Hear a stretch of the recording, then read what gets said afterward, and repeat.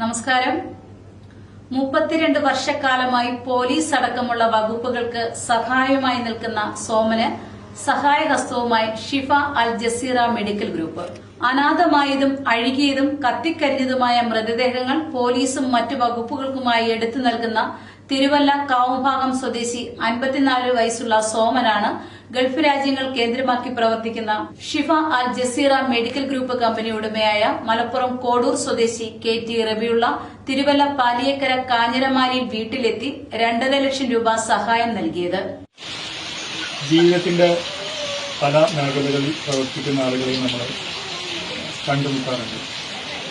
ഇത് ഒരു ലാഭേച്ഛയും കൂടാതെ മനുഷ്യ നന്മയ്ക്ക് വേണ്ടി മാത്രം നാടിനും അതോടൊപ്പം തന്നെ ജനങ്ങൾക്കും ഉപകാരപ്രദമാകുന്ന രൂപത്തിലുള്ള പ്രവർത്തനമാണ്, ഗവൺമെന്റിനെ കൂടി ഉപകാരപ്രദമാകുന്ന പ്രവർത്തനമാണ് സോമൻ ചേട്ടൻ അദ്ദേഹം ഇത്രയും കാലം ഇവിടെ ചെയ്തുകൊണ്ടിരിക്കുന്നത്.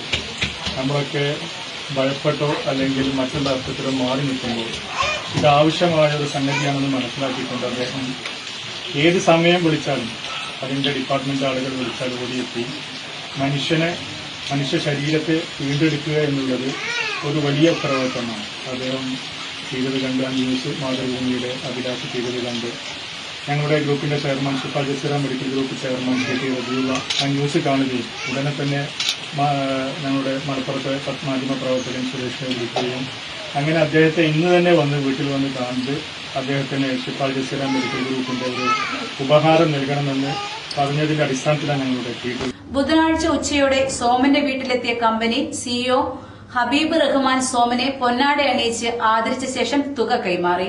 Ward councillor Radhakrishnan Venad memento സമ്മാനിച്ചു. കൂലിപ്പണിക്കും തെങ്ങുകയറ്റത്തിനും പോകാനുള്ള സോമന്റെ വീട് 2018 വെള്ളപ്പൊക്കത്തിൽ തകർന്ന അവസ്ഥയിലായിരുന്നു. സോമന്റെ വീടിന്റെ അവസ്ഥ മാധ്യമങ്ങളിലൂടെ അറിഞ്ഞ റബിയുള്ള സഹായഹസ്തവുമായി എത്തുകയായിരുന്നു. ഒരു വീട് എന്ന സ്വപ്നം യാഥാർത്ഥ്യമാക്കുവാൻ സുമനസ്സുകളുടെ സഹായം ആവശ്യമാണ്. സോമന്റെ തിരുവല്ല സർവീസ് കോഓപ്പറേറ്റീവ് ബാങ്കിന്റെ 626901065663 എന്ന അക്കൌണ്ട് നമ്പറിലേക്ക് സഹായം അയച്ചു കൊടുക്കാവുന്നതാണ്. മറ്റൊരു വാർത്തയുമായി വീണ്ടും കാണാം. പണ്ട് മുത്തശ്ശിയുടെ കല്യാണക്കഥ കേട്ട മുതലെയുള്ള ആഗ്രഹമാണ് അന്നത്തെ മുത്തശ്ശിയെ പോലെ എന്റെ കല്യാണത്തിന് എടുത്തൊരുങ്ങണമെന്ന്.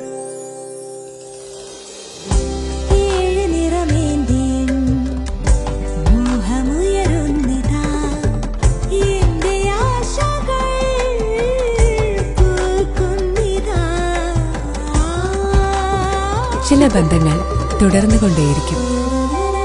Celebrating 100 years of Pulimuttal Silks.